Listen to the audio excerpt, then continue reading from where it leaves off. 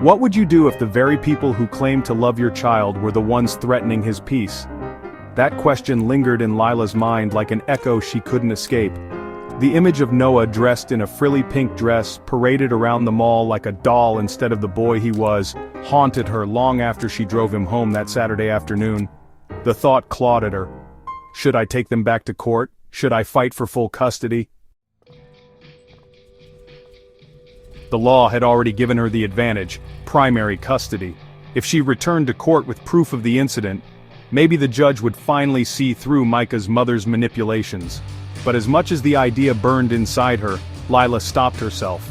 Fighting another legal battle meant money she didn't have, stress she couldn't endure, and time she would lose from Noah. Instead, she chose a different weapon: prayer.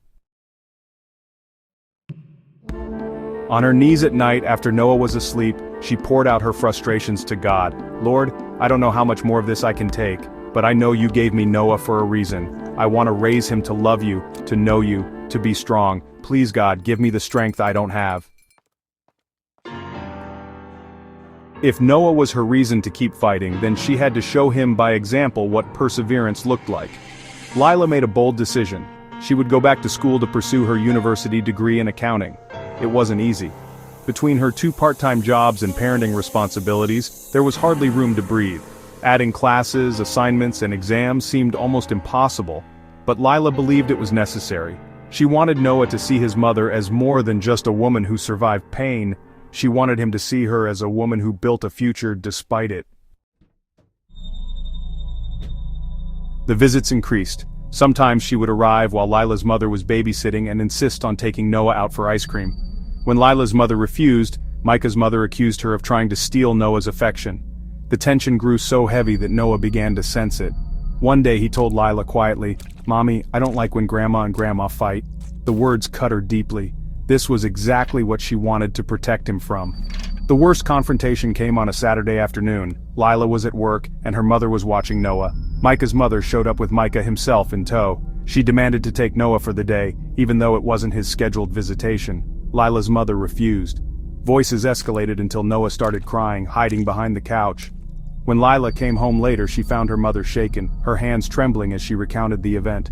"They tried to bully me into giving him up, Lila. I will never let that happen, but you need to put a stop to this." That night, Lila lay awake, just staring at the ceiling. She felt caught between 2 forces: her mother, who had come to support her, and Micah's family, who constantly tried to undermine her.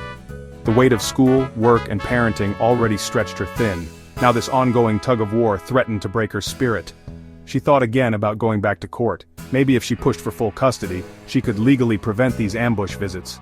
But honestly, another part of her heart resisted. She didn't want Noah growing up in a world where courtrooms and judges dictated every aspect of his life. So instead, she prayed harder. God, please help me keep peace in this home. Help me protect Noah from this chaos. Show me how to handle this without losing myself.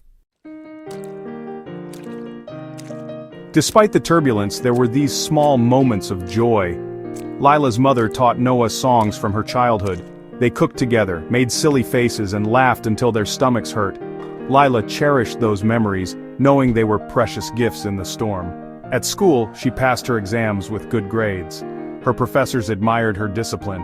One told her, "You're going to make an excellent accountant one day." That affirmation carried her through the long nights. Still, she lived with the constant fear that Micah's family would find another way to disrupt her life.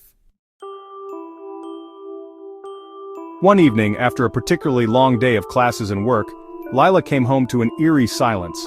Normally she would find her mother cooking or playing with Noah, but the apartment was just too quiet. Her chest tightened as she set down her bag and called out, "Mom? Noah?" No answer. Her heart raced. She rushed to Noah's room. It was empty. She ran to the kitchen, the bathroom, nothing. Finally, she noticed a note on the dining table, scrawled hastily in her mother's handwriting. "Lila, don't panic!" They came again. "I had no choice but to let Noah go with them. I'll explain when you get home." The blood drained from Lila's face. They took Noah? Again? She clutched the note, her hands trembling. Her mind spun with fear and anger. What did they want this time? Why had her mother given in? And most terrifying of all, what were they doing with Noah right now? Lila sank into a chair, her entire body shaking. She whispered a prayer through clenched teeth. "God, please, protect my son. The story hangs here, the air heavy with suspense. What would Lila do next? Would this be the breaking point that forced her to fight for full custody at last? Or would something darker unfold behind Micah's family's closed doors? To be continued.